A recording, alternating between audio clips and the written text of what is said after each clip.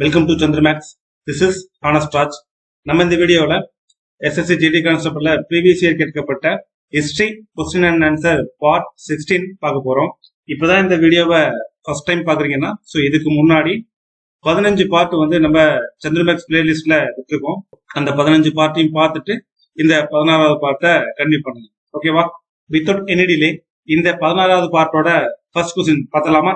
So first question, the tribal group called Santals rose in revolt in dash. என்ன சொல்றாங்க அப்படின்னா, எந்த வருஷம் வந்து சாந்தல்ஸ் அப்படிங்கிற பழங்குடியினர் வந்து கிளர்ச்சியில் ஈடுபட்டனர் அப்படின்னு சொல்லி கேக்குறாங்க. எந்த வருஷம் ஈடுபட்டிருப்பாங்க அப்படின்னா 1855 வருஷம் இந்த சாந்தல்ஸ் அப்படிங்கிற இந்த பழங்குடியினர் வந்து கிளர்ச்சியில ஈடுபட்டிருப்பாங்க. சோ இதை பத்தின இன்ஃபர்மேஷன் என்ன அப்படின்னா, ஆக்சுவலா இந்த சாந்தல்ஸ் அப்படிங்கிற இந்த ட்ரைபல்ஸ், இந்த பழங்குடியினர் வந்து எந்த மாநிலத்தை சேர்ந்தவர்கள் அப்படின்னா, இந்த சாந்தல்ஸ் இன இந்த பழங்குடியினர் வந்து ஜார்க்கண்ட் மாநிலத்தை சேர்ந்த பழங்குடியின மக்கள். ஜார்க்கண்ட். ஓகேவா? இந்த கிளர்ச்சி வந்து எந்த வருஷத்துல இருந்து எந்த வருஷம் வரையும் நடந்திருக்கும்னா 1855 இருந்து 1856 வரைக்கும். ஓகேவா? கிட்டத்தட்ட ஒரு வருஷம் வந்து இந்த கிளர்ச்சி நடைபெற்றது. ஓகேவா? ஜார்க்கண்ட் மாநிலத்துல அதிகமா இருக்கிற பழங்குடியினர்ல இந்த சாந்தல்ஸ் இன பழங்குடியினரும் ஒருத்தருங்க தான். ஆக்சுவலா வந்து இந்த புரட்சி எதுக்காக நடைபெற்றுச்சு அப்படின்னா, இந்த புரட்சி வந்து விவசாயிகளுடைய கிளர்ச்சியா நடைபெற்றுச்சு. இந்த புரட்சி வந்து இந்தியாவுல நடந்த முதல் விவசாயிகளுடைய கிளர்ச்சி அப்படின்னு சொல்லி சொல்லப்படுது. ஓகேவா? சோ நோட் பண்ணிக்கோங்க, இந்தியாவுல நடந்த முதல் விவசாயிகளுடைய கிளர்ச்சி. ஓகேவா? சோ இந்த கிளர்ச்சிக்கு தான் காரணம் தான் என்ன? இந்தியாவுல முதல் விவசாய கிளர்ச்சின்னு சொல்லிட்டீங்க. இந்த புரட்சிக்கான இந்த கிளர்ச்சிக்கான காரணம் என்ன அப்படின்னா, ஆக்சுவலா வந்து இந்த ஆங்கிலேயர்கள்லாம் இருக்காங்கல்ல, இந்த ஆங்கிலேயர்கள் வந்து சாந்தல்களை வந்து பல 100 ஆண்டுகளாக அவங்க பயிரிட்டு வந்த அந்த நிலங்களை எல்லாத்தையுமே அவங்கள்ட்ட பறிச்சுக்கிட்டு ஜமீன்தார்களும் இந்த கந்துவட்டிக்காரர்களை பிளஸ் இந்த யூரோப்பியன்ஸ், அதாவது ஐரோப்பியர்கள், அப்புறம் இந்த ஆங்கில அரசு, இவங்க எல்லாருமே சேர்ந்து நிலவரிய இன்க்ரீஸ் பண்ணி விவசாயிகளை சுரண்டுறாங்க. சோ இந்த சுரண்டல்களை வந்து தாங்க முடியாத இந்த இன மக்கள் என்ன பண்றாங்க அப்படின்னா, கிளர்ச்சி பண்றதுக்காக முடிவெடுக்கிறாங்க. ஓகேவா? இந்த மாதிரி நம்ம பல 100 வருஷம் நம்ம பயிரிட்டு இருந்த மண்ணை நம்மள்டேந்து வாங்கிக்கிட்டு அதுக்கு அதிக வகையான வரியை வந்து கேட்டு நம்மள வந்து சுரண்டி நம்மளுடைய உழைப்பை எல்லாம் இப்படி வந்து திருடுறத வந்து இந்த மக்கள் வந்து ஒரு டயத்துக்கு மேல ஒத்துக்க முடியாம என்ன பண்றாங்க, கிளர்ச்சியில ஈடுபடுறாங்க. ஓகேவா? சோ இந்த சாந்தல்ஸ் இந்த பழங்குடியினருக்கு எந்த வகையான சண்டை வந்து மிகவும் பரிச்சயமானது அப்படின்னா, இந்த சாந்தல் இன பழங்குடியினருக்கு வந்து கொரில்லா போர் செய்யறதுல இவங்க திறமை மிக்கவர்களா சொல்லப்படுறாங்க. ஓகேவா? சோ இவங்க எந்த முறையில வந்து போரிட்டாங்க அப்படின்னா, கொரில்லா போர் முறை. ஓகேவா? சோ விவசாயிகள் எல்லாமே சேர்ந்து சொந்தமா தங்களுக்குன்னு ஒரு படையை உருவாக்கிக்கிட்டாங்க. இதுக்கு வந்து சாந்தல் ராணுவம் அப்படின்னு சொல்லிட்டு ஒரு பேரு இருந்துச்சு. சாந்தல் அப்படின்னா யாரு அப்படின்னா, சாந்தல் அப்படின்னா விவசாய மக்கள். ஓகேவா? இதுக்கு தலைமை தாங்கியது, அதாவது இந்த கிளர்ச்சிக்கு தலைமை தாங்கிய நபர்கள் யார் யாரு அப்படிங்கறத தெரிஞ்சு வச்சுங்க. 4 சகோதரர்கள் வந்து இதுல தலைமை தாங்கி இருப்பாங்க. ஓகேவா? சோ அதுல ஃபர்ஸ்ட் யாரு அப்படின்னா சிட்டோ, 2வது யாரு அப்படின்னா கஞ்சு, 3வது வந்து யாருன்னா சந்த், 4வதா பைரவ். ஓகேவா? சிட்டோ, கஞ்சு, சந்த் மற்றும் பைரவ், இந்த 4 சகோதரர்கள் தான் இந்த கிளர்ச்சிக்கு தலைமை தாங்கியவர். ஓகேவா? சோ நோட் பண்ணிக்கீங்க, ரொம்ப ரொம்ப முக்கியம் இந்த கொஸ்டின். சோ அடுத்த கொஸ்டின் பார்க்கலாமா? So next second question, which of the following industries is reserved for the manufacture of items exclusively in the public sector? என்ன சொல்றாங்க அப்படின்னா, பின்வரும் எந்த தொழில்கள் பொதுத்துறையில் பிரத்யேகமாக பொருட்களை தயாரிப்பதற்காக ஒதுக்கப்பட்டுள்ளன அப்படின்னு சொல்லி கேட்கிறாங்க. எந்த தொழில்கள் அப்படின்னா, இந்த அணு ஆற்றல், அதாவது இந்த அட்டாமிக் எனர்ஜி. ஓகேவா? இந்த அட்டாமிக் எனர்ஜி தான் பொதுத்துறையில் பிரத்யேகமாக பொருட்களை தயாரிப்பதற்காக ஒதுக்கப்பட்டிருக்கக்கூடிய தொழிலா கருதப்படுது. ஓகேவா? சோ இதை பத்தின இன்ஃபர்மேஷன் என்ன அப்படின்னா, இந்த அரசாங்கம் வந்து தொழில்துறை கொள்கையை வந்து வகுத்துச்சு. ஓகேவா? அந்த தொழில்துறை கொள்கைக்கு கீழே பொதுத்துறைக்கு ஒதுக்கப்பட்ட 2 விதமான பகுதிகள் இருக்கு, 2 விதமான தொழில்கள் இருக்கு. இது பொதுத்துறைக்கு ஒதுக்கப்பட்ட தொழில். ஓகேவா? சோ அது என்னென்ன அப்படின்னா, அணு ஆற்றல் மற்றும் ரயில் போக்குவரத்து. அணு ஆற்றல் ரயில் போக்குவரத்து. ஓகேவா? இந்தியா வந்து என்ன பொருளாதாரம்னு கேட்பாங்க. சோ இந்தியா வந்து ஒரு கலப்பு பொருளாதாரம். ஓகேவா? இந்தியா வந்து ஒரு மிக்ஸ்டு எக்கனாமி. சோ நோட் பண்ணிக்கங்க, இது ஒரு பாயிண்ட். இந்தியா வந்து எந்த வகை பொருளாதாரத்தை கொண்டுள்ளது அப்படின்னு சொல்லி கேட்பாங்க. சோ இந்தியா வந்து கலப்பு பொருளாதாரத்தை கொண்டுள்ளது. ஓகேவா? இது கலப்பு பொருளாதாரம்னு சொல்லிட்டேன். ஓகேவா? சோ இதுல வந்து பொது, தனியார் இப்படி ரெண்டுமே சேர்ந்ததுதான் மிக்ஸ்டு எக்கனாமி அப்படின்னு சொல்றது. பொருளாதார கொள்கை எப்ப வந்திருக்கும், எந்த வருஷம் வந்திருக்கும் அப்படின்னா, பொருளாதார கொள்கை வந்து 1991 இந்த பொருளாதார கொள்கையை கொண்டு வந்திருப்பாங்க. ஓகேவா? 1991 கொண்டு வரப்பட்ட தேசிய பொருளாதார கொள்கை. ஓகேவா? நேஷனல் எக்கனாமிக் பாலிசி அப்படின்னு சொல்லி சொல்லுவாங்க. ஓகேவா? சோ இந்த பாலிசியின் படி சோ 2 தேசிய முக்கியத்துவம் வாய்ந்த 2 பொதுத்துறைகளை மட்டும் இந்த பொது நிறுவனங்களுக்கு ஒதுக்கி இருக்கு. அதுதான் வந்து இந்த அணு ஆற்றல் மற்றும் இந்த ரயில்வே டிபார்ட்மெண்ட். ஓகேவா? சோ அடுத்த கொஸ்டின் பார்க்கலாமா? So next third question. India has inland navigation waterways of dash kilometre in length. என்ன சொல்றாங்க அப்படின்னா, இந்தியாவில வந்து டேஷ் கிலோமீட்டர் நீளம் உள்ள உள்நாட்டு வழி செல்லுதல் நீர்வழிகள் இருக்கு அப்படின்னு சொல்லி கேட்டிருக்காங்க. சோ இந்தியாவில எத்தனை கிலோமீட்டர் நீளம் உள்ள உள்நாட்டு வழி செல்லுதல் நீர்வழிகள் இருக்கு அப்படின்னா 14,500 கிலோமீட்டர் நீளமுள்ள உள்நாட்டு வழி செல்லுதல் நீர்வழிகள் இந்தியாவில இருக்கு. ஓகேவா? 14,500 கிலோமீட்டர் தான் இந்தியாவில இருக்கிற உள்நாட்டு வழி செல்கின்ற அந்த வாட்டர்வேஸ், அந்த நீர்வழிகள். ஓகேவா? சோ இதை பத்தின இன்ஃபர்மேஷன் என்ன அப்படின்னா, ஆக்சுவலா வந்து சோ இந்தியாவில நதி போக்குவரத்திற்கு இந்தியா வந்து மிகப்பெரிய சாத்தியக்கூறுகள் நிறைய வச்சிருக்கு. ஏன்னா பெரிய பெரிய ஆறுகளுக்கு சொந்தமானதுதான் நம்ம இந்திய நாடு அப்படிங்கிறது. சோ இதுல வந்து நிறைய ஆறுகள், அப்புறம் கால்வாய்கள், பிளஸ் சின்ன சின்ன சிற்றோடைகள், இது எல்லாத்தையும் சேர்த்துதான் இந்த 14,500 கிலோமீட்டர் வாட்டர்வேஸ் லென்த். ஓகேவா?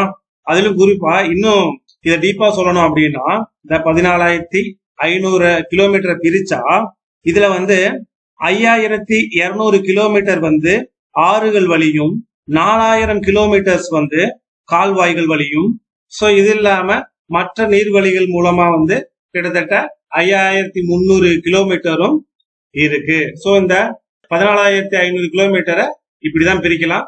இதுல ஆறுகள் மூலியமா எவ்வளவு கிடக்குதுன்னு கேட்டாங்கன்னா 5,200 கிலோமீட்டர், கால்வாய்கள் மூலம் எத்தனை கிலோமீட்டர் நீர்வழிகள் இருக்கு அப்படின்னா 4,000 கிலோமீட்டர் நீர்வழிகள் இருக்கு. சோ இது வந்து பிற மிசலானியஸ். ஓகேவா? இந்த இந்தியன் வாட்டர்வேஸோட ஹெட் குவார்டர்ஸ் எங்க இருக்குன்னு கேட்பாங்க. ரொம்ப ரொம்ப முக்கியம். இந்திய நீர்வழி போக்குவரத்தோடைய ஹெட் குவார்டர்ஸ் எங்க இருக்குன்னா நொய்டால இருக்கு. எங்க? நொய்டால. ஓகேவா? சோ இதுலயுமே குறிப்பா வந்து 3 ஆறு வழியா ரொம்ப அதிகமா வந்து நீர்வழி போக்குவரத்து நடந்துட்டு இருக்கு. அந்த ஆறுகள் எது எது அப்படின்னா கங்கா. ஓகேவா?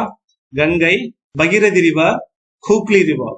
சோ இந்த 3 ஆறுகள் வழியா வந்து இந்தியாவில அதிகமா நீர்வழி போக்குவரத்து பயன்படுகின்ற ஆறுகள்ல இந்த 3 ஆறுகள் முக்கியமான ஆறு. கங்கை, பகிரதி, ஹூக்லி ரிவர்ஸ்.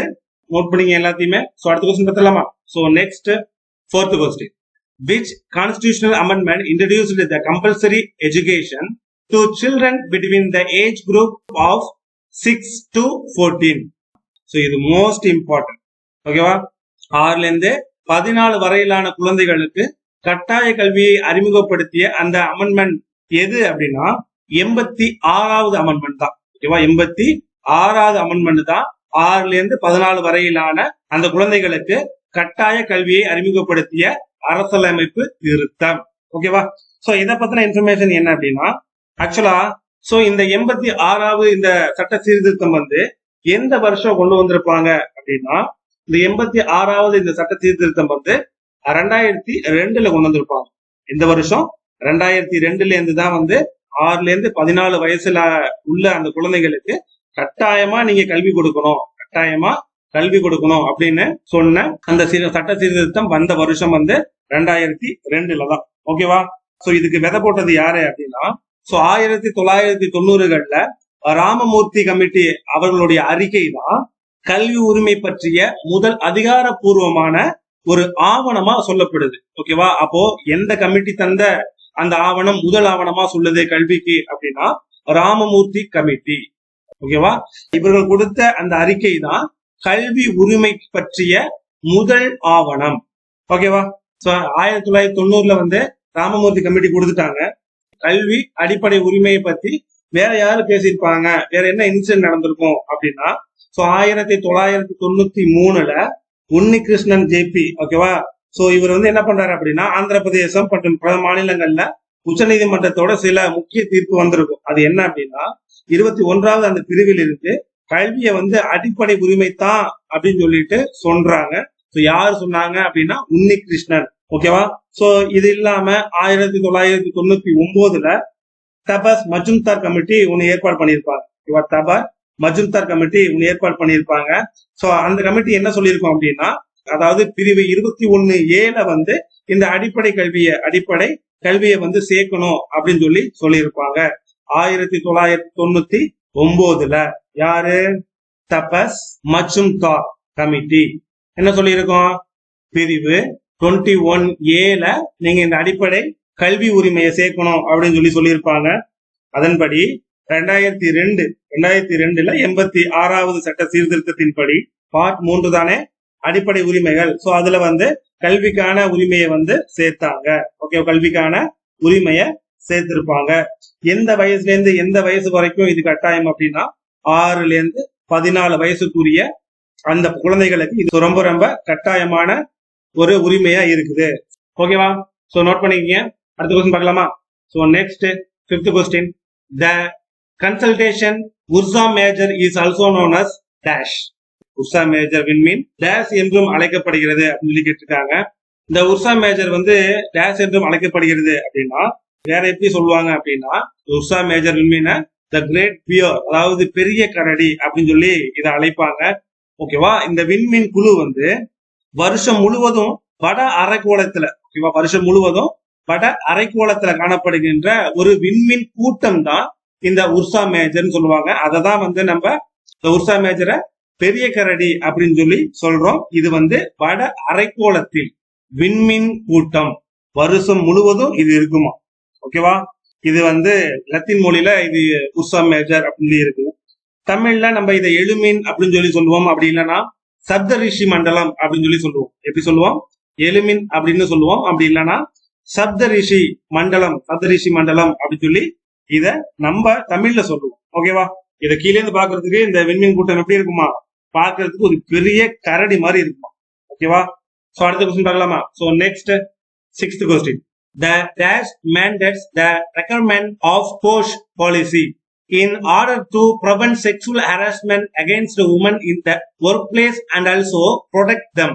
என்ன சொல்றாங்க அப்படின்னா, பணியிடத்தில் பெண்களுக்கு எதிரான பாலியல் துன்புறுத்தல்களை தடுப்பதற்கும் அவர்களை பாதுகாப்பதற்கும் போஸ் கொள்கையின் தேவையை டேஷ் கட்டாயப்படுத்துகிறது. சோ எந்த தடுப்பு சட்டம், எந்த சட்டத்தின் மூலம் வந்து பெண்களுக்கு எதிரான பாலியல் துன்புறுத்தல்களை தடுப்பதற்கும் அவர்களை பாதுகாப்பதற்கும் போஸ் கொள்கையின் தேவையை கட்டாயப்படுத்துது அப்படின்னு கேக்குறாங்க. சோ எந்த சட்டத்தின் மூலம் அப்படின்னா, the sexual harassment of women at the workplace act 2013, அதாவது பணியிடத்தில் பெண்களுக்கு ஏற்படும் பாலியல் துன்புறுத்தல் சட்டம் 2013. ஓகேவா. சோ இது எதையெல்லாம் உள்ளடக்கி இருக்கு இந்த சட்டம் அப்படின்னா, அவர்களுக்கு ஏற்படுகின்ற அந்த துன்புறுத்தல்களை தடுப்பதற்கு பிளஸ் அதை தடை செய்வதற்கு, அப்படி ஏதாவது ஒரு நிகழ்வு நடந்துருச்சு அப்படின்னா அதற்கான தீர்வு சொல்றதற்கு இந்த சட்டம் பயன்படுது. ஓகேவா. பணியிடத்தில் பெண்களுக்கு ஏற்படும் பாலியல் துன்புறுத்தல் சட்டம் 2013. ஓகேவா. இந்த சட்டம் தான் போஸ் கொள்கையின் தேவையை கட்டாயப்படுத்துது. ஓகேவா. சோ இத பத்தின இன்ஃபர்மேஷன் என்ன அப்படின்னா, சோ இந்த சட்டம் வந்து எந்த மினிஸ்ட்ரியால கொண்டு வரப்பட்டிருக்கும் அப்படின்னா, இந்தியாவில பெண்கள் மற்றும் குழந்தைகள் நல மேம்பாட்டு அமைச்சகத்தால இந்த சட்டம் இயற்றப்பட்டுச்சு. ஓகேவா. சோ வருஷம் பாத்துங்க 2013. ஓகே, அடுத்த கொஸ்டின் பார்க்கலாமா. So next 7th question, as on April 2021 how many state have a legislative council? என்ன சொல்றாங்க அப்படின்னா, ஏப்ரல் 2021 நிலவரப்படி எத்தனை மாநிலங்களில் சட்ட மேலவை உள்ளதுன்னு கேட்டிருக்காங்க. சோ இது வந்து கரண்ட்ல தெரிஞ்சு வச்சுக்கோங்க. எத்தனை மாநிலங்களில் சட்ட மேலவை இருக்கு அப்படின்னு கேட்டிருக்காங்க. எத்தனை மாநிலங்களில் அப்படின்னா 6 மாநிலங்களில் ஏப்ரல் 2021 நிலவரப்படி 6 மாநிலங்கள்ல வந்து சட்ட மேலவை அமைப்பு இருக்கு. சட்ட மேலவை அமைப்பு இருக்கு. சோ இத பத்தின இன்ஃபர்மேஷன் என்ன அப்படின்னா, ஆக்சுவலா 28 மாநிலங்கள்ல 6 மாநிலங்கள்ல மட்டும்தான் சட்ட மேலவை இருக்கு. ஓகேவா? சோ பேலன்ஸ் இருக்கிற 22 மாநிலங்கள்ல சட்ட மேலவை கிடையவே கிடையாது. சட்ட மேலவை இருக்கிற அந்த 6 ஸ்டேட்ஸ படிச்சுக்கங்க, கேட்டுக்கிட்டே இருப்பாங்க. அந்த 6 மாநிலங்கள் என்னென்ன அப்படின்னா, ஆந்திரா, கர்நாடகா, தெலுங்கானா, மகாராஷ்டிரா, பீகார் மற்றும் உத்தரப்பிரதேசம். ஓகேவா? நம்ம சவுத் இந்தியாவை பொறுத்த வரைக்கும் ஆந்திரா, கர்நாடகா, தெலுங்கானா. ஓகேவா? சோ இந்த மாநிலங்கள்லாம் வந்து சட்ட மேலவை இருக்கு. சவுத் இந்தியாவை பொறுத்த வரைக்கும் தமிழ்நாட்டுக்கும் கேரளாவுக்கும் சட்ட மேலவை கிடையாது. ஓகேவா? சோ இந்த 6 ஸ்டேட்டை படிச்சேதான் ஆகணும், ரொம்ப ரொம்ப முக்கியம். ஓகே, குறிப்பா இன்னொரு பாயிண்ட் என்ன அப்படின்னா, எந்த யூனியன் பிரதேசத்திலும் சட்ட மேலவை கிடையாது. எந்த யூனியன் பிரதேசத்திலும் சட்ட மேலவை கிடையவே கிடையாது. ஓகே, இப்போவும் இந்த ஸ்டேட்டஸ் தான். 2021 மட்டும் இல்ல, இப்போதைய நிலவரப்படியும் இதுதான் நிலைமை. யார் யாரெல்லாம் வந்து இந்த 6 மாநிலங்கள்ல சட்ட மேலவை உறுப்பினராக இருக்கிறதுக்கு தகுதி உடையவர்கள் அப்படின்னா, அவர் வந்து ஒரு குடிமகனா இருப்பாரு. பிளஸ் அவருக்கு குறைஞ்சபட்சம் 30 வயசு ஆயிருக்கும். எவ்வளவு வயசு ஆயிருக்கணும்? குறைஞ்சபட்சம் 30 வயசு இருக்கும். ஓகேவா? ஒவ்வொரு நபரும் வந்து ஒரு நேரத்துல வந்து பாராளுமன்றம் பிளஸ் மாநில சட்டமன்ற உறுப்பினரா ஒரே ஆளே இருக்க முடியாது. ஓகேவா? இந்த சட்ட மேலவை அப்படி இருக்கிறதுனால ஒரு கவர்மெண்ட்டை நீங்க வந்து அவ்வளவு சீக்கிரமா வந்து கலைச்சிட முடியாது. உடைக்கவோ இல்ல உருவாக்கவோ நீங்க முடியாது. ஓகேவா? சோ இந்த சட்ட மேலவை அப்படிங்கிறது வந்து நிதி மசோதாவுக்குலாம் இந்த சட்ட மேலவை எல்லாம் வந்து கேட்கணுங்கிற அவசியம் இல்லை. அது நீங்க கீழவையிலேயே வந்து கேட்டா போறோம். சட்டமன்றத்துல கீழவையிலேயே சொன்னாவே போறோம், அந்த பில்லு பாஸ் ஆயிடும். ஓகேவா? நிதி மசோதாவுக்கு மட்டும் இந்த சட்ட மேலவைய கேட்கணும் அப்படிங்கிற எந்த அவசியமும் இல்லை. இதேதான் பாராளுமன்றத்துல லோக்சபா ராஜ்யசபான்னு சொல்றோம்ல, லோக்சபால மணி பில் பாஸ் பண்ணிட்டா போறோம், அது வந்து அங்கீகரிக்கணும் அப்படிங்கிற அந்த அவசியம் இல்ல. ஓகேவா? இந்த கவுன்சிலோட தலைவர்கள் பிளஸ் துணைத் தலைவர்கள் வந்து மாநிலத்துல அவங்க அந்த ஸ்டேட்ல வந்து கேபினெட் அந்த அமைச்சர் அந்தஸ்தை அனுபவிப்பாங்க. என்ன கேபினெட் அமைச்சருக்கு என்னென்னலாம் உரிமைகள் இருக்கோ அந்த உரிமைய இந்த கவுன்சிலுடைய தலைவர்கள் பிளஸ் துணைத் தலைவர்கள் அனுபவிப்பாங்க. அடுத்த கொஸ்டின் பார்க்கலாமா? So next 8th question. Who sworn in as the Central Vigilance Commissioner in August 2022? என்ன சொல்றாங்கன்னா, இது ஒரு கரண்ட் அஃபேர்ஸ் கொஸ்டின். ஆகஸ்ட் 2022ல மத்திய கண்காணிப்பு ஆணையரா, அதாவது சென்ட்ரல் விஜிலன்ஸ் கமிஷனரா வந்து பதவியேற்றவர் யாரு அப்படின்னு சொல்லி கேக்குறாங்க. சோ யாரு அப்படின்னா சுரேஷ் பட்டேல் அப்படிங்கிறவர் தான். சுரேஷ் பட்டேல் அப்படிங்கிறவர் தான் 2022ல மத்திய கண்காணிப்பு ஆணையரா பதவியேற்றவர். சோ இவருக்கு வந்து யாரு பதவி பிரமாணம் செஞ்சு வச்சிருப்பாங்கன்னா, நம்மளுடைய குடியரசுத் தலைவராக இருக்க திரௌபதி முர்மு அவர்கள் வந்து பதவி பிரமாணம் செய்து வைத்திருப்பாங்க. ஓகேவா? சோ இவருக்கு அப்புறம் இப்போ கரண்ட்ல 2023 சிபிசி கமிஷனர் யாரு அப்படின்னா பிரவீன் குமார் ஸ்ரீவஸ்தவா அப்படிங்கிறவர் தான் இப்போ கரண்ட்ல இருக்கிற கமிஷனர். இவர் வந்து 2022ல இருந்து 2027 வரைக்கும் கமிஷனரா இருப்பாரு. சோ நேம் என்ன? பிரவீன் குமார் ஸ்ரீவஸ்தவா. சோ இவர் தான் இப்போ கரண்ட்ல சென்ட்ரல் விஜிலன்ஸ் கமிஷனரா இருக்கிறாரு. அடுத்த கொஸ்டின் பார்க்கலாமா? So next 9th question. In India, microfinance activities gained prominence in the early dash. இந்தியாவில் டேஷ் தொடக்கத்தில் சிறுநிதி நடவடிக்கைகள் முக்கியத்துவம் பெற்றன அப்படின்னு சொல்லி கேட்கிறாங்க. சோ எந்த வருஷத்துல, இந்தியாவுல எந்த வருஷத்துல தொடக்கத்தில் சிறுநிதி நடவடிக்கைகள் முக்கியத்துவம் பெற்றன அப்படின்னு சொல்லி கேட்கிறாங்க. சோ எந்த வருஷம் அப்படின்னா 1990கள்ல. ஓகேவா? 1990கள்ல இந்தியாவுல சிறுநிதி நடவடிக்கைகள்லாம் முக்கியத்துவம் பெற்ற வருடம் இந்த 1990கள்ல தான். ஓகேவா? சோ இத பத்தின இன்ஃபர்மேஷன் என்ன அப்படின்னா, சோ மைக்ரோ பினான்ஸை பொறுத்த வரைக்கும் இம்பார்ட்டன்டான சில பாயிண்ட்ஸ் மட்டும் சொல்றேன். சோ அதை மட்டும் எழுதிக்குங்க. 1800கள்ல லைசாண்டர் ஸ்பூனர் அப்படிங்கிறவரு இந்த வறுமையை போக்குறதுக்காக சின்ன சின்ன தொழில் முனைவோர் பிளஸ் விவசாயிகளுக்கு சின்னதா கடன் கொடுக்கறதுக்காக இந்த நுண்நிதி, அதாவது இந்த மைக்ரோ பினான்ஸ் அப்படிங்கிற அந்த கருத்தை வந்து முன்மொழியப்பட்டது வந்து இவராலதான். ஓகேவா? யாரால? 1800கள்ல லைசாண்டர் ஸ்பூனர். ஓகேவா? நெக்ஸ்ட் இம்பார்ட்டன்டான ஒரு நோட் என்ன அப்படின்னா, 1970கள்ல பங்களாதேஷோடைய அந்த கிராமின் வங்கி வளர்ச்சி அடைஞ்சிச்சு. அப்போ மைக்ரோ பினான்சிங் அப்படிங்கிற அந்த சொல்லு வந்து உருவாக்கப்பட்டது அப்போதுதான். பங்களாதேஷோடைய அந்த கிராமின் வங்கி வளர்ச்சி பெற்ற போதுதான் இந்த மைக்ரோ பினான்சிங் அப்படிங்கிற அந்த சொல் முதலா உருவானதா சொல்லப்படுது. ஓகேவா? எப்போ 1970களில் பங்களாதேஷோடைய கிராமின் பேங்க்.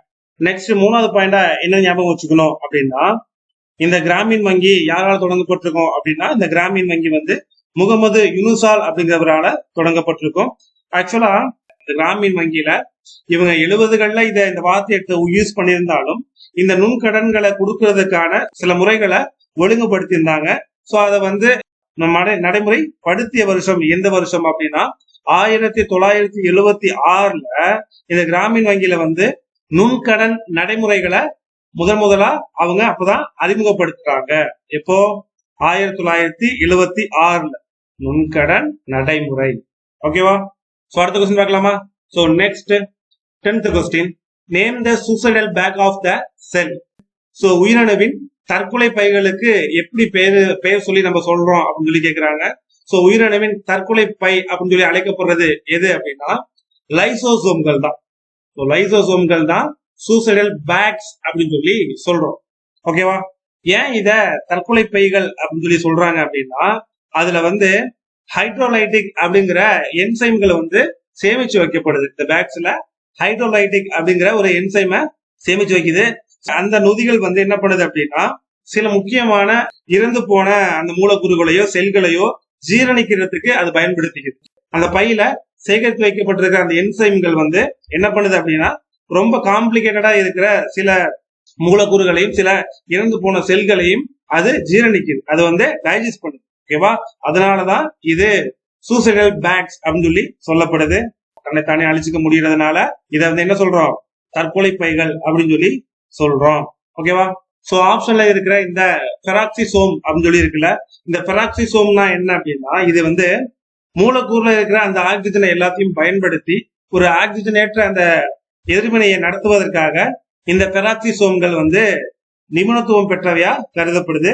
ஆக்சுவலா இந்த ஹைட்ரஜன் பெராக்சைடை வந்து இந்த பெராக்சிசோம்கள் உருவாக்குதான். அதனாலதான் இதுக்கு பெராக்சிசோம்னே பேர். ஓகேவா? இதுல முக்கியமா இது இது இது எந்த வேலைக்காக பயன்படுத்தப்படுது அப்படின்னா ஆக்சிஜனேற்ற நோக்கங்களுக்காக இதை பயன்படுத்துறாங்க. ஓகேவா? சோ அடுத்து வந்து கீழே ஆப்ஷன்ல இருக்கிற இந்த கிளை ஆக்சிசோம்கள் வந்து தாவரங்கள் இருக்கக்கூடியது.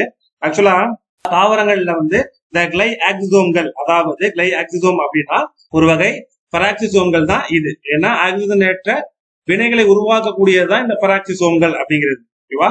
இது தாவரங்கள்ல இருக்கக்கூடிய ஒரு வகையான பெராக்சிசோம்கள் தான் இந்த கிளை ஆக்சிசோம் அப்படின்னு சொல்லி சொல்லப்படுது.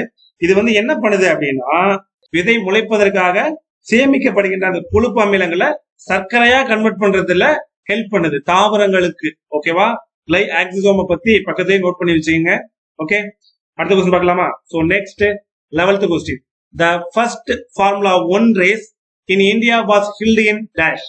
என்ன சொல்றாங்க அப்படின்னா, இந்தியாவுல முதல் ஃபார்முலா 1 பந்தயம் எந்த வருஷம் நடைபெற்றது அப்படின்னு சொல்லி கேக்குறாங்க. சோ எந்த வருஷம் நடந்திருக்கும் அப்படின்னா 2011ல தான் இந்தியாவுல முதல் ஃபார்முலா 1 பந்தயம் நடைபெற்றிருக்கும்.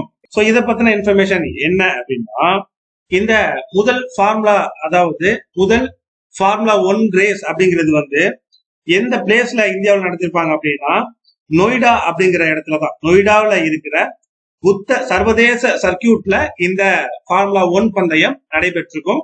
இந்த லொகேஷனை எழுதி வச்சுக்கோங்க. இந்த நொய்டாவில் இருக்க புத்த சர்வதேச சர்க்கியூட்ல தான் இந்த ஃபார்முலா 1 பந்தயம் நடத்தியிருப்பாங்க. ஓகேவா? எக்ஸாக்டா சொல்லணும்னா 2011 அக்டோபர் 30 இந்த போட்டி நடந்துச்சு. ஓகேவா? இதுல யாரு ஜெயிச்சிருப்பாங்க அப்படின்னா செபஸ்டின் பெட்டல் அப்படிங்கிறவர் ஜெயிச்சிருப்பாரு. அவர் எப்படி சொல்லுவாங்க அப்படின்னா ரெட் புல் ரேசிங் அப்படின்னு சொல்லி சொல்லுவாங்க. அவர் எப்படி சொல்லுவாங்க? ரெட் புல் ரேசிங் அப்படின்னு சொல்லி சொல்லுவாங்க. ஜெயிச்சது யாரு? செபாஸ்டின் பெட்டல் ஜெயிச்சிருப்பாரு. ஓகேவா? சோ எத்தனை கிலோமீட்டர் வந்து இந்த ரேஸ் நடந்திருக்கும் அப்படின்னா சுமார் 5.125 கிலோமீட்டர் நீளமா இந்த ரேஸ் நடந்திருக்கும். நீளத்துல இந்த ரேஸ் நடந்திருக்கும். ஆக்சுவலா இந்த ரேஸ் நடக்கிறதுக்கான இந்த ஸ்ட்ரக்சரல் ஃபார்ம் எல்லாம் எந்த கலைஞர் உருவாக்குனாரு அப்படின்னு சொல்லி கேட்பாங்க. அதுவும் கூட ரொம்ப ரொம்ப முக்கியம். ஒரு ரேஸ் நடந்ததுன்னா அது எங்க நடந்துச்சு, என்னைக்கு நடந்துச்சு, எத்தனை கிலோமீட்டர் அந்த ரேஸ் நடந்தது, பிளஸ் அத ஸ்ட்ரக்சரல் பண்ண அந்த கட்டட கலைஞர் யாரு அப்படின்னு சொல்லி கேட்பாங்க. ஆக்சுவலா அந்த ரோட்வே எல்லாத்தையுமே வந்து யாரு ஸ்ட்ரக்சரல் பண்ணிருப்பாங்க அப்படின்னா ஜெர்மன் கட்டட கலைஞரா இருக்கிற எர்மன் டில்கே அப்படிங்கிறவர் தான் இத வடிவமைச்சிருப்பாரு. இத வடிவமைப்பு செஞ்சிருப்பாரு. ஓகேவா, ஹெர்மன் டில்கே. ஓகேவா, சோ அடுத்த கொஸ்டின் பார்க்கலாமா? So next 12th question. Uttar Pradesh shares in international boundary with which country? Uttar Pradesh அந்த மாநிலம் வந்து எந்த நாட்டுடன் சர்வதேச எல்லைய பகிர்ந்துக்குது அப்படின்னு சொல்லி கேட்கிறாங்க. ஓகேவா, சோ எந்த நாட்டோட இந்த உத்தரப்பிரதேசம் எல்லையை பகிர்ந்துக்குது அப்படின்னா நேபாள் நாட்டோட. ஓகேவா, நேபாள் நாட்டோட இந்த உத்தரப்பிரதேசம் வந்து தன்னுடைய எல்லைய பகிர்ந்துக்குது. இதை பத்தின இன்ஃபர்மேஷன் என்ன எக்ஸ்ட்ரா சொல்லணும் அப்படின்னா இந்த உத்தரப்பிரதேசம் அப்படிங்கிற இந்த ஸ்டேட் வந்து இந்தியாவை பொறுத்த வரைக்கும் நிலப்பரப்பு அடிப்படையில இந்தியாவின் 4வது பெரிய மாநிலமா கருதப்படுது. ஓகேவா, எத்தனையாவது? 4வது பெரிய மாநிலம் நிலப்பரப்பு அடிப்படையில. ஓகேவா, ரொம்ப ரொம்ப முக்கியம். ஆக்சுவலா இம்பார்ட்டன்ட் நோட் என்ன அப்படின்னா இந்தியாவுடைய மிகப்பெரிய மாநிலம் நிலப்பரப்பளவுல உத்தரப்பிரதேச மாநிலம் தான். இது வந்து அதிக அளவு வெளிநாட்டோட தன்னுடைய எல்லைய பகிர்ந்துக்கிற மாநிலம். ஓகேவா, ஆக்சுவலா இந்த உத்தரப்பிரதேசம் அப்படிங்கிற இந்த மாநிலம் வந்து அதிகபட்ச மாநிலங்களுடைய இந்தியாவில இருக்கிற நிறைய மாநிலங்களோட தன்னுடைய எல்லைய பகிர்ந்துக்குது. ஓகேவா, ஏன்னா இந்தியாவில இருக்கக்கூடிய மிகப்பெரிய நிலப்பரப்புல 4வது மிகப்பெரிய மாநிலமா இருக்கிறது இந்த உத்தரப்பிரதேசம். அதனால இந்த உத்தரப்பிரதேச மாநிலம் வந்து அதிக மாநிலங்களோட தன்னுடைய எல்லைய பகிர்ந்துக்குது. ஓகேவா, கிட்டத்தட்ட அப்படி எத்தனை மாநிலங்கள் பிளஸ் எத்தனை யூனியன் பிரதேசத்தோட தன்னுடைய எல்லைகளை பகிர்ந்துக்குது அப்படின்னா 9 மாநிலங்கள் மற்றும் யூனியன் பிரதேசங்களை தன்னுடைய எல்லைகளா பகிர்ந்துக்குது. ஓகேவா, ஆக்சுவலா 9 மாநிலம் பிளஸ் யூனியன் டெரிட்டரி சொன்ன மாநிலத்தை பொறுத்த வரைக்கும் 8 மாநிலத்தோட தன்னுடைய எல்லைய பகிர்ந்துக்குது. யூனியன் பிரதேசத்தை பொறுத்த வரைக்கும் ஒரே ஒரு யூனியன் பிரதேசத்தோட தன்னுடைய எல்லைய பகிர்ந்துக்குது. ஓகேவா, சோ இந்த உத்தரப்பிரதேசத்தோட கேபிட்டல் வந்து லக்னோ. சோ இந்த உத்தரப்பிரதேசத்துல யார் இப்போ சிஎம்மா இருக்காங்க அப்படின்னா யோகி ஆதித்யநாத் தான் இப்போ சிஎம்மா இருக்கிறாரு. சோ அடுத்த கொஸ்டின் பார்க்கலாமா? So next 13th question. Dash is considered as the backbone of development in general. என்ன சொல்றாங்க அப்படின்னா டேஷ் பொதுவாக வளர்ச்சியின் முதுகெலும்பாக கருதப்படுகிறது. சோ இது வந்து பொதுவான வளர்ச்சியுடைய முதுகெலும்பா கருதப்படுது அப்படின்னு சொல்லி கேட்கிறாங்க. சோ எந்த தொழில் வந்து இந்தியாவுடைய வளர்ச்சியின் முதுகெலும்பா கருதப்படுது அப்படின்னா மேனுபேக்சரிங் இண்டஸ்ட்ரி, அதாவது உற்பத்தி தொழில் தான் வந்து வளர்ச்சியின் முதுகெலும்பா கருதப்படுது. ஓகேவா, பேக் போன் ஆஃப் டெவலப்மெண்ட். ஓகேவா, உற்பத்தி தொழில் அப்படிங்கிறது பல பேருடைய வாழ்வாதாரமாகவும் இருக்கிறதுனாலதான் இத வந்து வளர்ச்சியின் முதுகெலும்பா சொல்றாங்க. வளர்ச்சியின் முதுகெலும்பா சொல்றாங்க. ஆக்சுவலா வளர்ச்சி அப்படின்னாவே தொழில்துறை வளர்ச்சிய டிரான்ஸ்லேட் பண்ணி தான் சொல்லுவாங்க. வளர்ச்சியோடைய இன்னொரு பேர் தான் வந்து தொழில்துறை வளர்ச்சி. அந்த தொழில்துறை வளர்ந்தாவே ஒரு நாடு வந்து தானா வளரும் அப்படின்னு சொல்லி ஒரு கருத்து இருக்குது. ஆக்சுவலா இந்த தொழில்துறை வளர்ச்சியில ஏற்படுற அந்த முன்னேற்றம் தான் வந்து வளர்ச்சியோடைய பாராமீட்டர்ஸா கவனிக்கப்படுது. இந்த தொழில்துறை வளர்ச்சி எவ்வளவு வளர்ந்திருக்கோ அதை பொறுத்துதான் ஒரு நாட்டோட பொருளாதார முன்னேற்றம் இருக்கும் அப்படின்னு சொல்லி ஒரு பாராமீட்டர்ஸ் இருந்துச்சு. ஓகேவா, உற்பத்தி தொழில் அப்படிங்கிறது வேளாண்மையை நவீனப்படுத்துறதுக்காகவும் பிளஸ் இந்த எக்கனாமிக் அதாவது வர்த்தகத்தை வந்து விரிவுபடுத்துறதுக்காகவும் ஒரு முதுகெலும்பா இருக்கிறது தான் இந்த தொழில். ஓகே, சோ அடுத்த கொஸ்டின் பார்க்கலாமா? So next 14th question. During the Shalika Shakib festival Sindhis observe a dash they fast to show their devotion to Lord Julelal. என்ன சொல்றாங்க அப்படின்னா ஷாலிஷா ஷாகிப் திருவிழாவின் போது சிந்திகள் வந்து ஜுலேலால் இறைவனுக்கு வந்து தங்கள் பக்தியை காட்டுவதற்காக எத்தனை நாள் விரதத்தை கடைபிடிக்கிறாங்க அப்படின்னு சொல்லி கேட்கிறாங்க. எத்தனை நாள் வந்து விரதத்தை கடைபிடிப்பாங்க அப்படின்னா 40 நாளாம். ஷாலிகா ஷாகிப் திருவிழாவின் போது சிந்திகள் வந்து ஜுலேலால் அப்படிங்கிற அவர்களுடைய இறைவனுக்கு தங்களுடைய பக்தியை காட்டுவதற்காக 40 நாள் விரதம் இருப்பாங்க. 40 நாள் விரதம் இருக்கிறாங்க. சோ இந்த மாதிரி கொஸ்டின்லாம் ரொம்ப ரேரா கேட்பாங்க. ஓகேவா, ஆக்சுவலா நீங்க ஃபெஸ்டிவல் படிக்கிறீங்கல்ல, இந்த ஷாலிகா சாஹிப் அப்படிங்கிற ஃபெஸ்டிவல் வந்து எங்க நடக்குது அப்படின்னு சொல்லி கேட்பாங்க. அது எந்த இறைவனுக்குன்னு கேட்பாங்க. General term. ஓகேவா, கொஸ்டினை டஃப் பண்ணணும் அப்படின்னா அது எந்த காரணத்துக்காக அந்த திருவிழா கொண்டாடப்படுது, எத்தனை நாள் அதுல விரதம் இருப்பாங்க அப்படிங்கிற அந்த கேள்வி எல்லாம் கேட்பாங்க. அதனால படிக்கும் போதே ஒன்ஸ் டீப்பா படிச்சிருக்கு. ஓகே, சோ இத பத்தின இன்ஃபர்மேஷன் என்ன அப்படின்னா, ஷாலிகா ஷாகிப் இந்த திருவிழா, இந்த பெஸ்டிவல் வந்து எந்த நாட்கள்ல நடைபெறும் அப்படின்னா, ஜூலை டு ஆகஸ்ட் மாதங்கள்ல மத சிந்தி அந்த மக்களுடைய கடவுளா கருதப்படுகின்ற இந்த ஜுலேலாவை வந்து 40 நாள் வந்து நோன்பிருந்து வழிபடுவாங்க. 40 நாள் நோன்பிருந்து வழிபடுவாங்க. ஓகேவா? சோ ஆக்சுவலா வந்து இதுக்கு ஒரு பேக் ஸ்டோரி இருக்கு. என்ன அப்படின்னா, ஆக்சுவலா ஒரு சிந்துல ஒரு முஸ்லீம் படையெடுப்பாளர் இருந்திருக்காரு, மிர்ஷா பாட்ஷா அப்படின்னு ஒரு படையெடுப்பாளர் இருந்திருக்காரு, ஒரு முஸ்லீம் படையெடுப்பாளர். இவர் வந்து என்ன பண்றாரு அப்படின்னா, அங்க இருக்கிற எல்லாத்தையுமே வந்து இஸ்லாம் மதத்துக்கு மாற்றத்துக்காக முயற்சி பண்றாரு. அங்க இருக்க எல்லாத்தையுமே இஸ்லாம் மதத்துக்கு மாறுறதுக்கு முயற்சித்தாரு. அதனால பண்ற அவர் ஆக்ஷன்லாம் எப்படி இருந்துச்சு அப்படின்னா, ரொம்ப கொடூரமாகவும் தண்டனைகள்லாம் ரொம்ப கடுமையாகவும் இருந்துச்சு. ஓகேவா? மதம் மாறல அப்படின்னா அந்த மன்னர் விட்டுற மாட்டாரு. அந்த முஸ்லிம் மன்னரா இருக்கிற அந்த மிர்ஷா பாட்ஷா வந்து அவ்வளவு சீக்கிரம் விட்டுற மாட்டாரு. மதம் மாறலைன்னா கொலை பண்ணிடுவார். அப்ப மதம் மாறிதானே ஆகணும். சோ மதம் மாறிடுவாங்க. ஓகேவா? சோ இந்த டைம்ல என்ன பண்றாங்க அப்படின்னா, இந்துக்கள் வந்து 40 நாட்கள் வந்து தண்ணீரோட, அதாவது தண்ணீரோட கடவுளா கருதப்படுகின்ற வருணதேவன் தானே தண்ணீரோட கடவுள். நீரோட கடவுள் யாரு?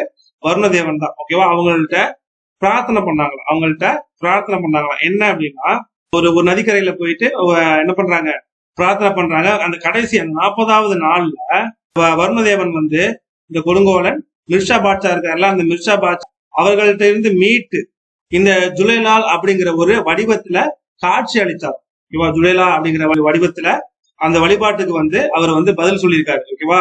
ஜுலேலால் அப்படிங்கிறது யாருக்காக கொண்டாடப்படுறது? வருண பகவானுக்காக கொண்டாடப்படுற ஒரு விழா. ஓகேவா?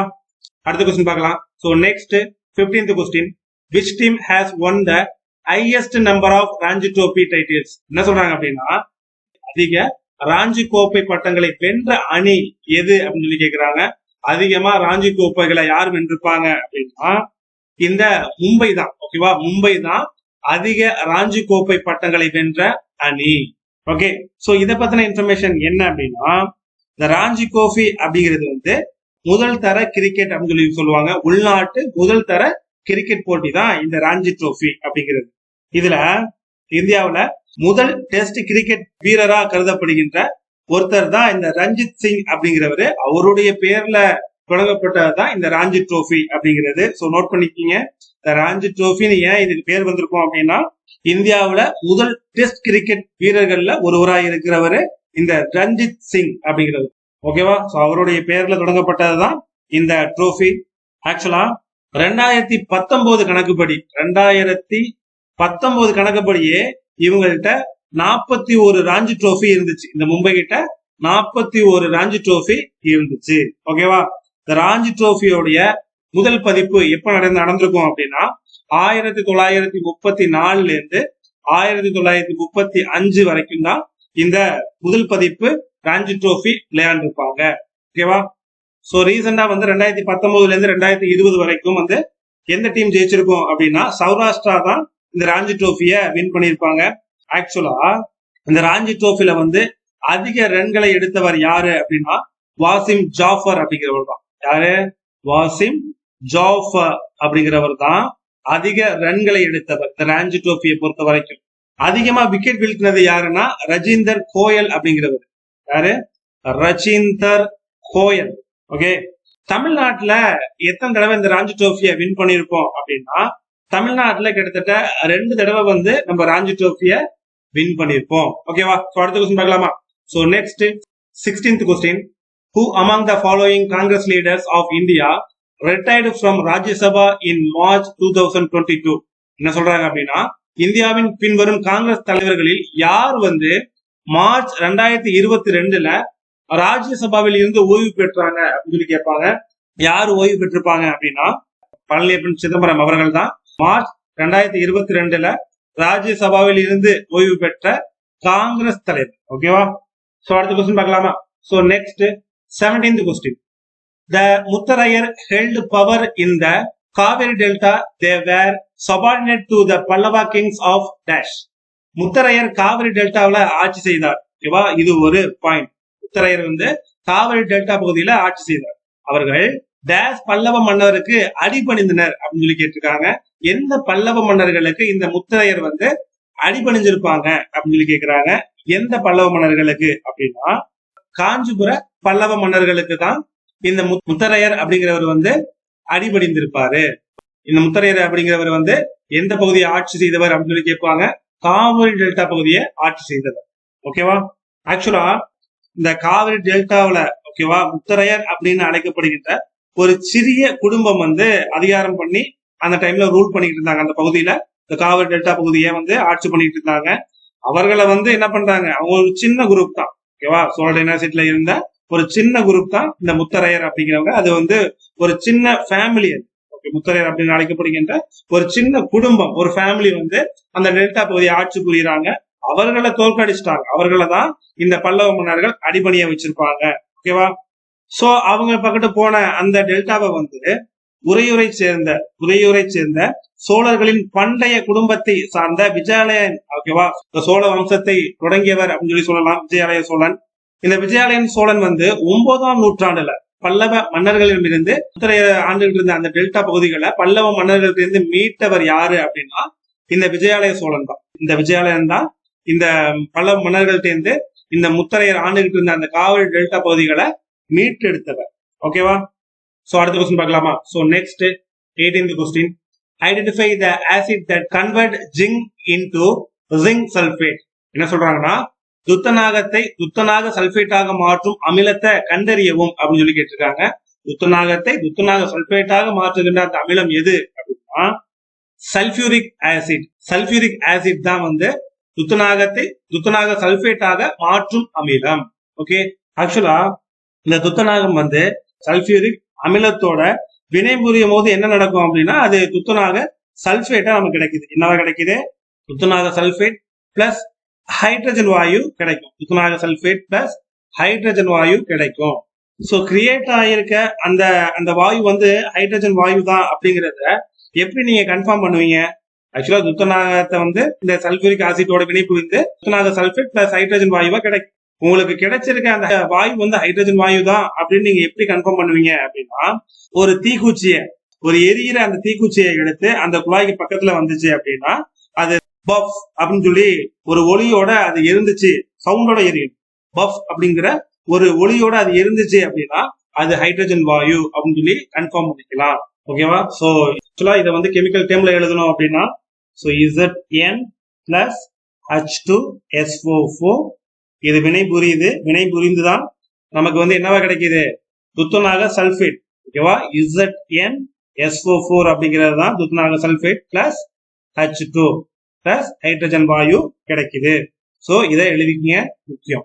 இதை என்ன வினை அப்படின்னு சொல்லி சொல்லுவாங்க அப்படின்னா ஒரு உலோகம் அல்லாத ஒரு உலோகத்தோட இடப்பெயர்ச்சி எதிர்வினை அப்படின்னு சொல்லி சொல்லுவாங்க. ஒரு உலோகம் அல்லாத ஒரு உலோகத்தோட இடப்பெயர்ச்சி எதிர்வினை அப்படின்னு சொல்லி சொல்லுவாங்க.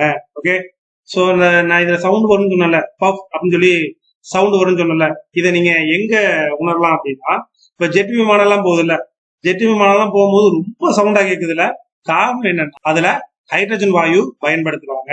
சோ ஜெட் விமானத்துல வெளியேறுகின்ற அந்த வாயு வந்து ஹைட்ரஜன் வாயு தான். அதுல ஹைட்ரஜன் வாயு இருக்கிறதுனாலதான் பஃப் அப்படின்ட்டு ஒரு ஒலி கேக்குது. ஓகேவா? ஓகே, அடுத்த கொஸ்டின் பார்க்கலாமா? So next 19th question. Gunakanta Dutta Borbayan was awarded the Sangeet Natak Akademi award in which dance form?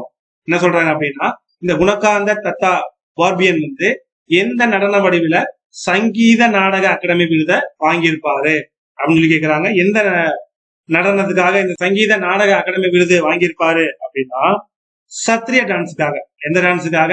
இந்த சத்ரிய டான்ஸுக்காக தான் இந்த குணகந்த தத்தா பார்பியன் வந்து சங்கீத நாடக அகாடமி அவார்டை வாங்கியிருப்பாரு.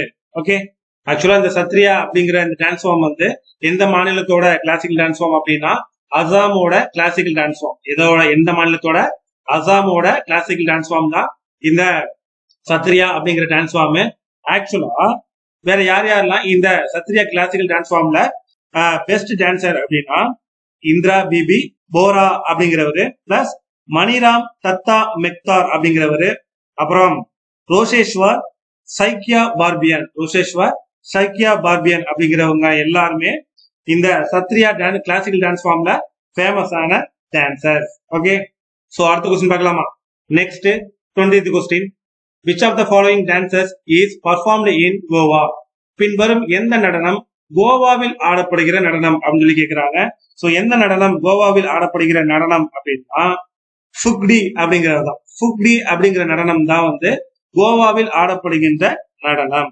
ஓகே, ஆக்சுவலா இந்த ஃபுக்டி அப்படிங்கிற இந்த டான்ஸ் ஃபார்ம் வந்து கோவாவில மட்டும் இல்ல மகாராஷ்டிராவிலையும் இந்த டான்ஸ் வந்து ஆடப்படுது. இந்த நடனம் வந்து மகாராஷ்டிராவிலும் ஆடப்படுது. ஓகேவா? சோ ஃபுக்டி அப்படிங்கிறது வந்து மகாராஷ்டிரா மற்றும் கோவா மாநிலங்கள்ல அங்க இருக்க பூர்வகுடி மக்களால ஆடப்படுகின்ற ஒரு நடனம் தான் இந்த ஃபுக்டி டான்ஸ் அப்படின்னு சொல்லி சொல்லப்படுது. ஆக்சுவலா கொங்கன் அந்த ரீஜனல் கொங்கன் அந்த மண்டல பெண்கள் வந்து விநாயகர் சதுர்த்தி மற்றும் புனித பயணம் பண்றாங்கல்ல, அந்த சிறப்பு பண்டிகை நாட்கள்ல மட்டும் இந்த டான்ஸ் ஆடுவாங்க. ஓகேவா? விநாயகர் சதுர்த்தி மற்றும் சிறப்பு பயணம், அதாவது இந்த புனித யாத்திரை எல்லாம் போவாங்கல்ல, அந்த டைம்ல மட்டும் அந்த பகுதியில் இருக்கிற மக்கள் இந்த டான்ஸ் ஃபார்மை ஆடுவாங்க. சோ ஆப்ஷன்ல இருக்கிற செரோ அப்படிங்கிற அந்த டான்ஸ் வந்து மிசோரம் மாநிலத்துல ஆடப்படுற ஒரு டான்ஸ் ஃபார்ம் தான் இந்த செரோ அப்படிங்கிற டான்ஸ். ஓகேவா? ஆக்சுவலா கடையில வந்து கிடைமட்டமா ஒரு ஜோடி அந்த மூங்கில் தண்டுகளை மேல் குறுக்கா மேலையும் கீழையும் இப்படி ஆட்டி அந்த டான்ஸை ஆடுவாங்க. இதுல 6ல இருந்து 8 பேர் வர இந்த மூங்கில் கொம்புகளை பிடிச்சிட்டு ஆடுவாங்க. ஓகேவா? மூங்கில் கொம்புகளை பிடிச்சிட்டு எத்தனை பேர் ஆடுவாங்க அப்படின்னா 6ல இருந்து 8 பேரு. ஓகேவா? எந்த மாநிலத்துல? மிசோரம் மாநிலத்துல ஆடப்படுகிற ஒரு டான்ஸ் ஃபார்ம் தான் இந்த செரோ அப்படிங்கிறது. ஓகே, இது ஒரு மூங்கில் டான்ஸ். அடுத்த ஆப்ஷன்ல இருக்கிற கர்மநாச் அப்படிங்கிற இந்த டான்ஸ் ஃபார்ம் வந்து கர்ம நடனம் அப்படின்னு சொல்லி அழைக்கப்படும். ஆக்சுவலா இது வந்து சென்ட்ரல் இந்தியா இல்லைன்னா வந்து கிழக்கு இந்தியாவில பாரம்பரியமா நடத்தப்படுகின்ற ஒரு நடனம் தான். கரம் பெஸ்டிவல்னு ஒரு பெஸ்டிவல் நடக்கும். அது வந்து இலையுதிர் காலத்துலதான் அந்த பெஸ்டிவல் நடக்கும். அப்போ ஆடப்படுகிறது தான் இந்த டான்ஸ் ஃபார்ம். அப்போ ஆடப்படுறது தான் இந்த டான்ஸ் ஃபார்ம். ஆக்சுவலா எக்ஸாக்டா சொல்லணும் தமிழ் மாதத்தின் படி அப்படின்னா புரட்டாசி மாசம் 11வது நாள்ல இருந்து இது ஆரம்பிக்கிறார். ஓகேவா? புரட்டாசி மாசம் கொண்டாடப்படுவது தான் இந்த கரம் பெஸ்டிவல் அப்படிங்கிறது. அது இலையுதிர் காலங்கள்ல தான் அந்த பெஸ்டிவல் வந்து கொண்டாடுவாங்க. ஸோ ரொம்ப முக்கியம். என்ன பெஸ்டிவல்? கரம் பெஸ்டிவல் அப்போதான் இது கொண்டாடுவாங்க. ஓகே, அடுத்த ஆப்ஷன்ல இருக்க ஜூமர். இந்த ஜூமர் அப்படிங்கிற இந்த டான்ஸ் ஃபார்ம் வந்து ஹரியானாவில் ஆடப்படுற ஒரு ஃபேமஸான ஒரு டான்ஸ் ஃபார்ம் தான் இந்த ஜூமர் அப்படிங்கிறது. ஆக்சுவலா இந்த ஜூமர் அந்த டான்ஸ் ஃபார்ம் வந்து திருமணமான இளம் பெண்களால ஆடப்படுவது தான் இந்த ஜூமர் டான்ஸ் ஃபார்ம் அப்படின்னு சொல்லி சொல்லப்படுது. ஓகே, இது எங்க முதல்ல உருவானுச்சு அப்படின்னா இந்த ஜூமர் டான்ஸ் ஃபார்ம் அப்படிங்கிறது வந்து பலுச்சிஸ்தான் மற்றும் முல்தான்ல இது உருவானதா சொல்லப்படுது. ஓகே, எங்க உருவானுச்சு? பலுச்சிஸ்தான் மற்றும் முல்தான்ல இது உருவானதா சொல்லப்படுது. ஓகே, சோ இதோட இந்த பாட்டு வந்து முடிஞ்சது. சோ இந்த பாட்டுக்கான 3 கொஸ்டின் என்ன அப்படின்னா, பரதநாட்டியத்துல முக்கியமான டான்சர்ஸ் 2 பேர் சொல்லுங்க. கதகளியில முக்கியமான டான்சர்ஸ் 2 பேரு.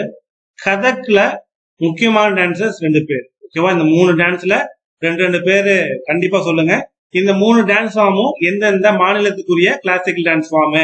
ஓகேவா? எந்தெந்த மாநிலத்துக்குரிய கிளாசிக்கல் டான்ஸ் அப்படிங்கிறதையும் சேர்த்தே சொல்லுங்க. வழக்கம் போல A1, A2, A3 அப்படின்னு சொல்லிட்டு போட்டு கமெண்ட்ல பின் பண்ணுங்க. போன வீடியோல ஆன்சர் பண்ண எல்லாத்துக்கும் வாழ்த்துக்கள். சூப்பர். மீண்டும் அடுத்த வீடியோல உங்களை சந்திக்கிறேன். தேங்க்யூ. பாய்.